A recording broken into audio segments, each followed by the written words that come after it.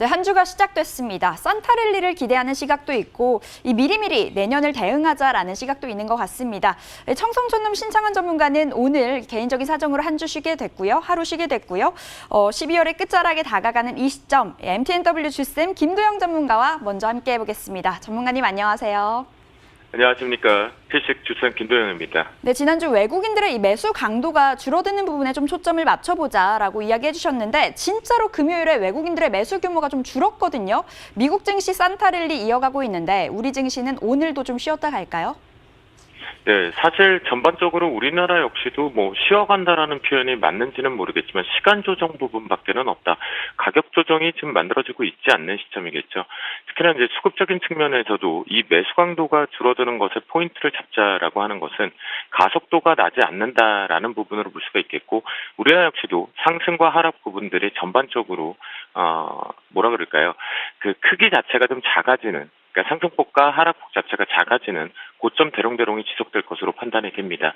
오늘 역시도 살짝 고점은 괜찮을 확률이 좀 높은데요. 그중에 특징 중에 하나가 관전 포인트상 살펴보셔야 될 것은 역시 원달러 환율치입니다. 1160원에서 1170원에 대한 가돌이 부분을 제가 다시 한번 이탈하는지 여부를 반드시 보자라고 말씀 좀 드렸는데, 현재 역외 부근에서 1160원대 하향 쪽에 이탈을 하면 흔적이 있습니다. 그러면 오늘 같은 경우에 직전 부근에 지난 수요일, 목요일, 금요일 부근에서 제가 수요일부터 고점에 대한 징후 부분, 이제는 잠시 쉬어가는 템포의 눌림 조정을 대비합니다라고 말씀 좀 드렸는데요. 그 부분이 살짝 다시 한번 고점이 갱신되는 형태로 바뀝니다. 그러니까 트레이딩 관점 쪽에서는 이제 고점이 다시 한번 막히는지 직전 고점 부분에서 한번 확인해 볼 필요가 있겠다라고 말씀 좀 드리겠고요. 오늘 원달러 환율 자체가 1160원 이하 쪽에서 출발이 예상이 되어 있는데요. 그 이후에 다시 1162원까지 위쪽으로 우상향이 열리는지가 반드시 필요합니다. 그 얘기는 무슨 얘기냐면, 만약 열릴 경우에 1162원대로 출발 쪽 부분 이후에 고점으로 올라올 경우에는 실제 조정은 다시 한번 고점이 막히는 형태다라고 보시면 좋겠고요. 이 부분 자체가 만약 1160원대를 계속 내려와서 하단부에서 지지를 하고 있다라면 오늘 우리나라는 3일 동안에 잘 풀어갔던 시간 조정이었다면 오늘 장대 양봉 가능성이 좀 열리는 위치다라고 말씀 좀 드리겠습니다. 네. 전문가님께서 지난주에 주셨던 이 두 개의 종목들이 최고가 기준으로 수익률을 뽑아냈습니다. 가장 먼저 대한항공 볼 건데요. 대한항공이 7.8% 최고가 기준으로 수익률 기록했고요. 그리고 동성화인텍도 7%대 수익률 뽑아냈습니다. 이 부분 AS 부탁드리고요. 그리고 오늘도 돈 벌 수 있는 필식 테마 뭐가 있을까요? 네, 전체적으로 제가 시장의 지난주의 특징 쪽에 우리가 필식 테마 쪽을 한번 놓고 보면 시장의 주도 중심적인보다는 시장이 상승하는 데 있어서 틈새 쪽에서 반드시 끌고 올라가야 되는 업종이라든가 틈새 쪽에 내년 1분기에 대한 상승 모멘텀을 미리 선취적 관점에 매수를 하자라고 말씀 좀 드렸거든요. 그 속에서 대한항공 같은 경우는 오늘 이제 한중 정상회담 부분도 있겠죠. 그러면 이 부분과 엮었을 때 우리가 실제적으로 이 항공주 쪽에 대한 추가 상승 부분들의 모멘텀을 가져올 수가 있겠는데요. 대한항공 수익은 축하드린다라고 말씀 좀 드리겠지만 이제 빠져나와야 될지 말아야 될지의 템포가 하나 있죠.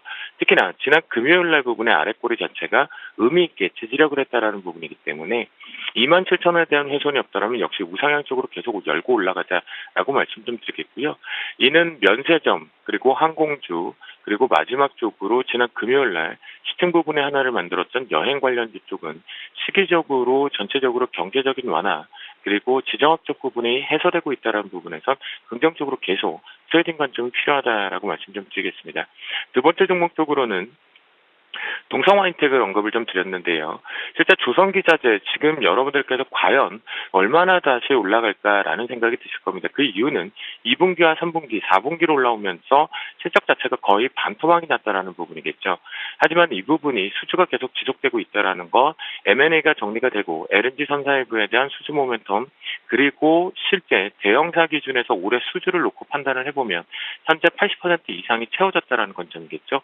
그 부분에 시간차 공격적으로 조선기자재가 추가적인 상승을 가져올 수 있는 위치밖에 없다라고 보시면 좋겠고요.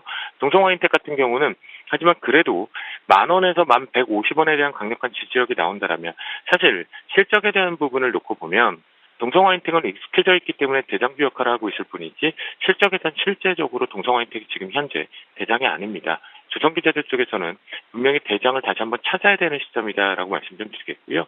우리가 익숙해져 있는 동성화이팅과 한국 카본일 뿐이다라는 관점으로 놓고 보셨을 때 숨어있는 세진중공업도 해당이 될 수 있겠고요.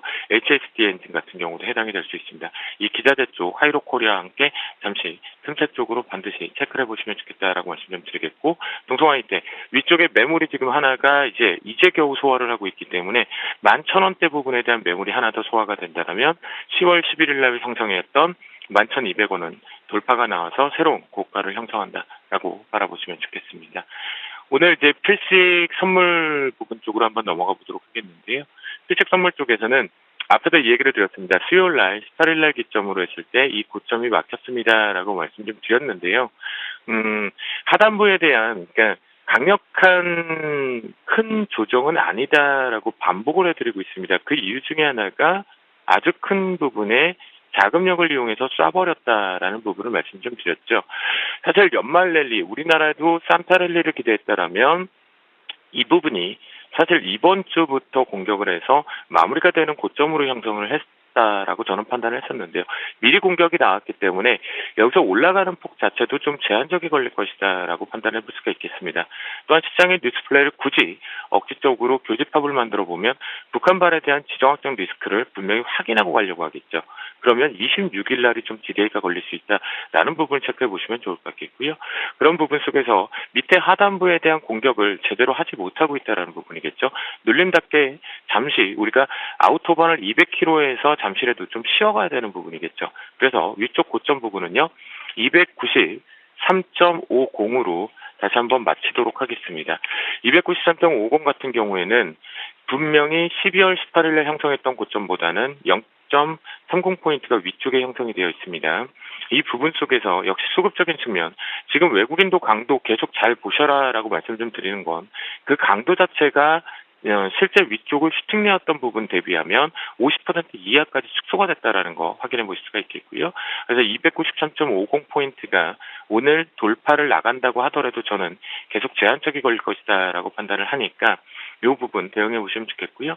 하단부 같은 경우는 291.60으로 성정을 하도록 하겠습니다. 역시 지난 수요일부터 보면 저점 부분에 대해서 제가 아주 큰 폭에 대한 진폭을 만드는 것이 아니라 붙여서 진폭을 언급드리고 있다라는 부분을 볼 수가 있겠는데요. 현재는 하방에 대한 공격, 그러니까 하락에 대한 공격을 한다 그래도 실제적으로는 큰 폭을 만들 필요가 없는 구조이기 때문입니다. 잠시 쉬었다가 다시 올라가는 템포를 만드는 부분이니까 저는 연말 랠리는 이미 시작되어 있겠고요. 그다음에 연초 랠리까지는 추가적인 우상향, 그러니까 첫째 주까지는 우상향이 계속 열려있다라는 부분으로 말씀 좀 드려보도록 하겠습니다. 오늘의 필식 테마 쪽으로 한번 넘어가 보도록 하겠는데요. 역시 이제 앞에서도 언급을 좀 드렸던 부분이지만 시장 지수 쪽이 계속 우상향 가는데 이제부터는 종목 정책 쪽으로 판이하게 좀 바뀔 것 같습니다. 왜냐하면 수급적인 부분에서 이제 연말 펀드 수익률이 정리가 되었고 이제부터는 진검승부 쪽으로 좀 올라가야 되는 부분, 훈풍의 닷을 좀 돋았기 때문이겠죠. 그에 관련돼서 기초 소재 쪽과 관련돼 있는 화학 업종에 대한 추가 상승 모멘텀을 언급을 좀 드려보도록 하겠습니다. 사실 기초 소재 쪽은 아직까지는 화학 섹터 자체에서는 교집합 쪽 신사업을 들지 못하면 우상향하기가 좀 어려운 부분이다. 하지만 시장 자체에 훈풍을 만들었기 때문에 끌고 올라간다라는 관점이거든요. 첫 번째 종목으로 롯데케미칼 같은 경우는 이 갭자리가 되게 중요합니다. 즉 뭐냐면 시장의 훈풍을 계속 유지를 할 경우에 눌림목이 들어온다고 하더라도 22만 2천 원에 대한 훼손이 없다면 역시 우상향 쪽으로 올라가서 직전 부근에 형성되어 있던 올해 9월 달부터 만들어졌던 25만 원대까지 다시 한번 10% 정도의 업사이드가 좀 남아있다라고 바라보시면 좋을 것 같겠고요. 두 번째 종목으로 하지만 기초소재 쪽에서 LG화학 같은 경우는 두 가지의 모멘텀을 지금 가지고 있다라는 부분이겠죠.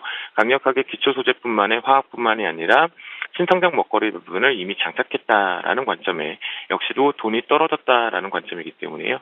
여기 숨어있는 갭이 하나 있으니까 30만 5천 원에 대한 훼손이 없다면 역시 우상향 쪽으로 계속 열린다라고 보시면 좋을 것 같겠습니다.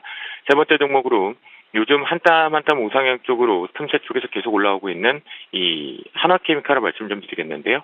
역시 전형적으로 짝꿍댕이 형태가 잘 만들어지고 다시 내려왔다가 올라오면서 짝꿍댕이가 잘 만들어가서 형성이 되어 있다라는 부분이겠죠. 그러면 만약 짝꿍댕이 패턴 쪽으로 기술적으로 대응을 해본다면 18,100원에 대한 훼손이 없다라면 역시 우상향 쪽으로 열린다. 라는 관점으로 보시면 좋겠고요. 마지막 쪽으로 이제 LG화학과 마찬가지로 자신의 체질, 그러니까 정유업종으로만 보면 안 된다라는 관점인 SK이노베이션이겠죠. 실제적으로 정유업종보다는 다른 주가의 상승 모멘텀이 좀 발생이 되고 있다라는 관점인데요. 롯데케미칼 부분과 함께, 롯데케미칼은 얘기했죠. LG화학과 함께 이 SK이노베이션 앞으로 향후 쪽에 좋게 1분기 쪽은 잘 보셔야 되는데 이 부분, 즉 매물대가 15만 원 부분에 하나 걸려 있었던 부분들이 소화를 좀 했습니다.